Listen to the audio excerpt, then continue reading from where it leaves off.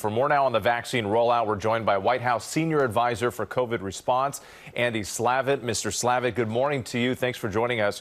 I want to ask first about kids and the vaccine. Dr. Fauci is now saying high school students likely will get vaccinated starting in the fall, but elementary students will have to wait until early 2022. This is nearly a 5-month shift later than his previous estimate. Could you provide some clarity on why the timeline has changed and when children can actually start getting vaccinated? Yeah. Well, if only Dr. Fauci was able to control it himself. The truth is that we've got to run these clinical trials. The trials are pretty simple for trials because we know a lot already. We need to make sure that the vaccines are safe, which we believe they are. And the reason it takes the time it takes is because you have to have enough events. You have to have enough infections to know whether or not the placebo group is behaving and responding differently to the non-placebo group. And because symptoms are so mild in kids, generally speaking, it will take a little bit longer. So they're going to do it by age group, and they're going to ratchet it down. The real answer is it takes as long as it takes. But do you believe that Dr. Fauci's latest timeline is accurate? High school students maybe as early as the fall at the earliest?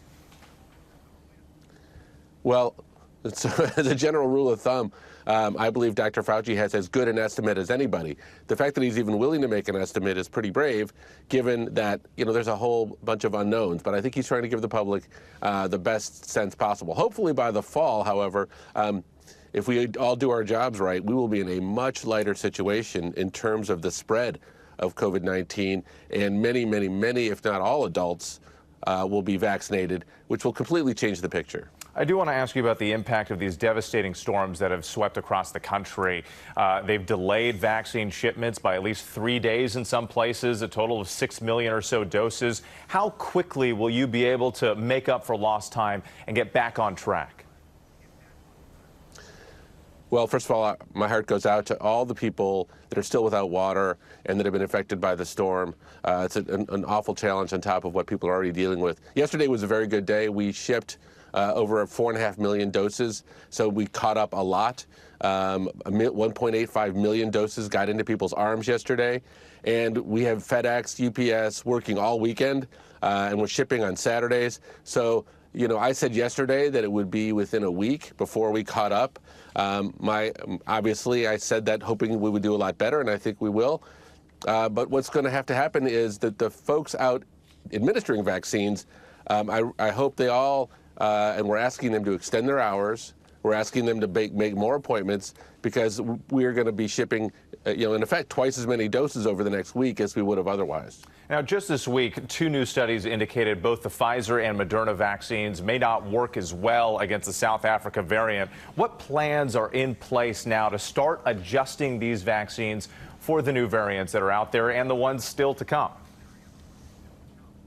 Well, let me give you 2 pieces to that answer. First of all, my interpretation of the news is different than yours in one important regard. They do work not as well against the South African variant, according to these studies, as they do against what we call the wild type or the variant we're used to.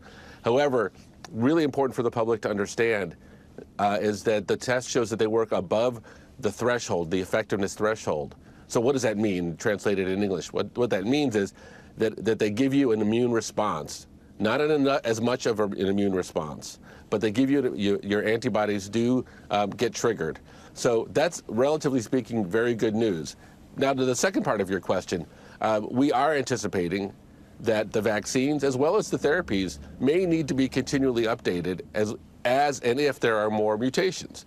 And in fact, early next week, you're going to see guidance coming out from the FDA for pharmaceutical companies that will show them how we're going to create a process to do that. I've personally talked to the CEOs of every one of these companies.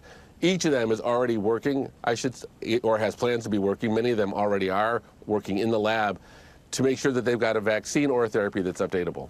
All right, we'll be looking forward to early next week, hopefully getting some more information on that. Mr. Andy Slavitt, thank you so much for your time this morning. We do appreciate it. Thanks, Whit.